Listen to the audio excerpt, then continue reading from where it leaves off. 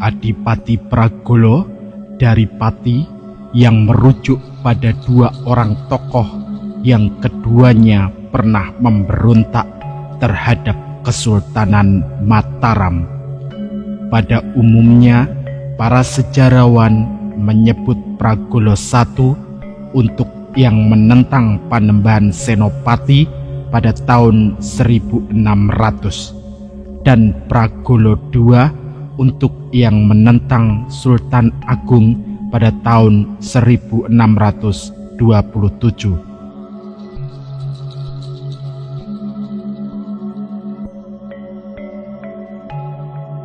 Adipati Pragolo I, nama aslinya adalah Wasis Joyokusumo, putra Ki Ageng Panjawi, saudara seperjuangan Ki Ageng Pemanahan.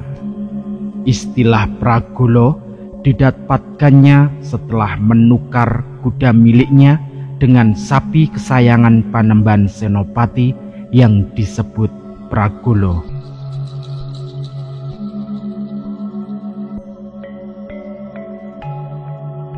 Panembahan Senopati Danang Sutawijaya ingin menukar sapi kesayangannya karena kuda Adipati Pragolo memiliki kecepatan di atas rata-rata kuda umumnya.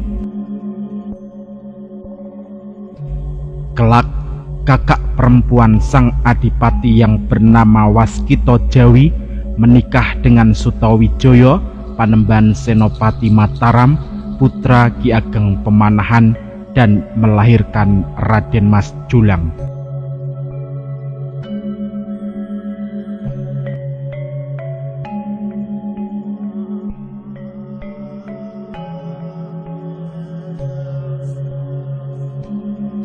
Sutawijaya kemudian mendirikan Kesultanan Mataram pada tahun 1587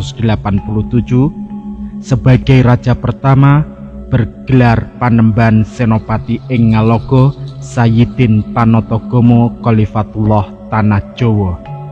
Sementara itu, Wasis Joyokusumo menggantikan ayahnya sebagai Bupati Pati bergelar Adipati Pragolo.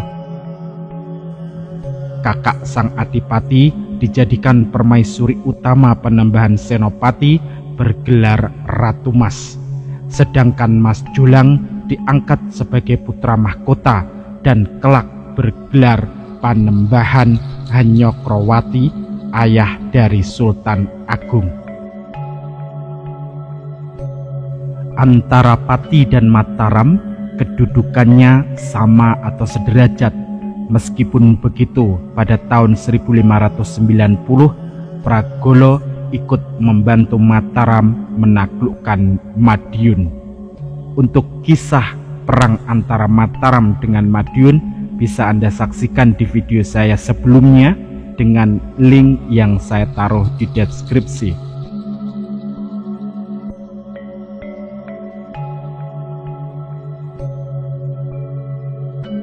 Tak lama setelah Sutawijaya atau Panembahan Senopati berdamai dengan penguasa Surabaya Pangeran Panji Jayalengkara, giliran Madiun mulai menunjukkan gelagat untuk melakukan pembelotan terhadap Mataram.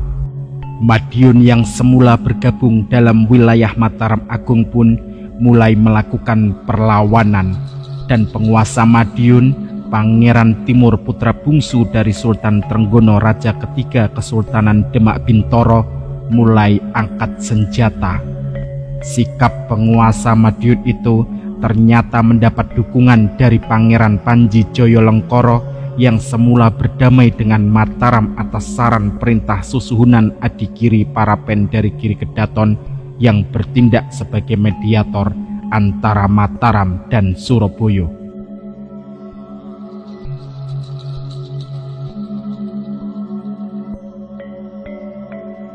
Madiun mendapat sokongan 70.000 bala tentara dari pasukan Brangwetan, yakni Pangeran Panji Jayalengkara sang penguasa Surabaya.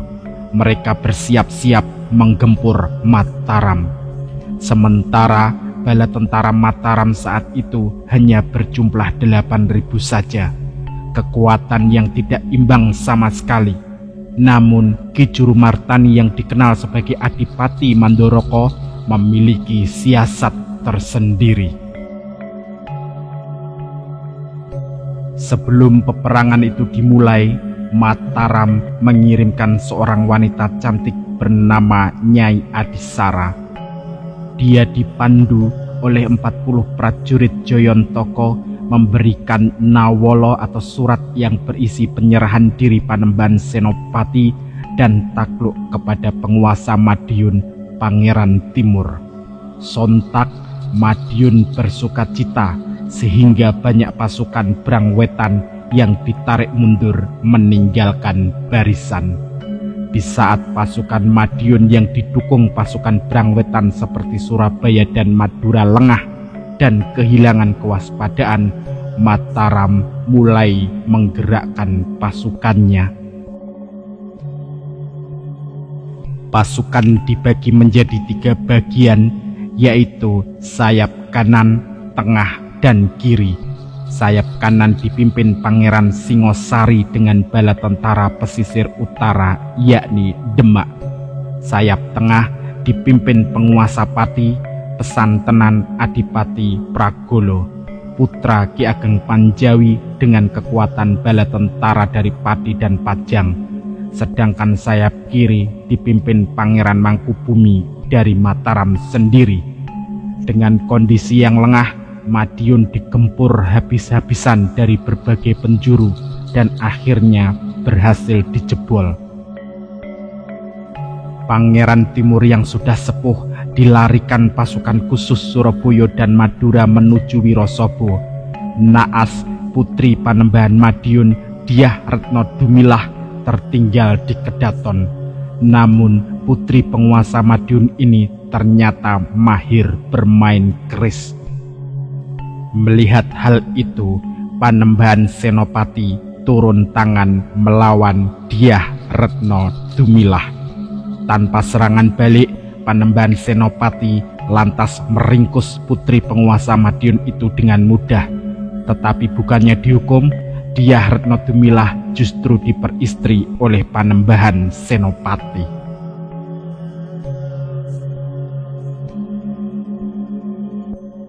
Melihat kenyataan itu, Adipati Pragolo murka.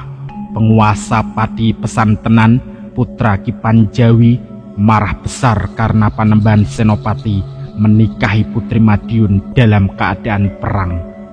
Adipati Pragolo lantas menarik mundur pasukan Pati dari barisan Mataram tanpa pamit. Sejak saat itu, hubungan Pati dan Mataram menjadi renggang, bahkan terlibat pertikaian.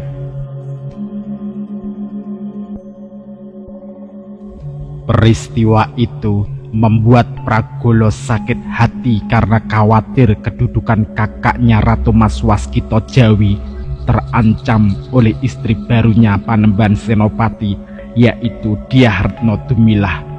Ia menganggap perjuangan Panembahan Senopati sudah tidak murni lagi.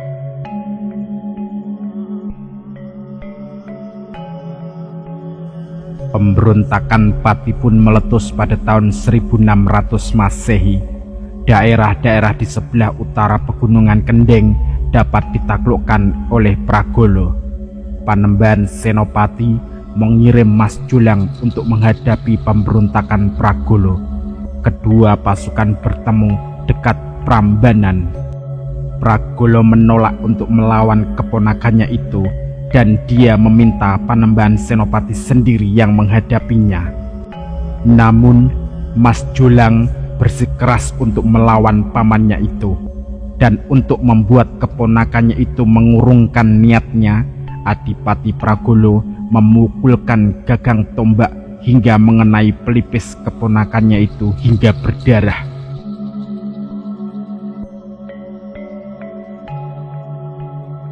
Mengetahui anaknya terluka, Ratu Mas sudah merelakan kematian adiknya, Adipati Pragolo. Meskipun begitu, Panembahan Senopati tidak pernah datang untuk melawan sang Adipati.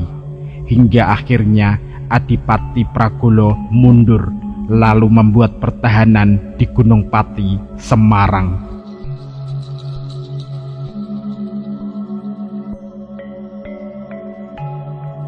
Hingga akhir hayatnya, Panembahan Senopati tidak pernah muncul untuk menghadapi Adipati Pragolo.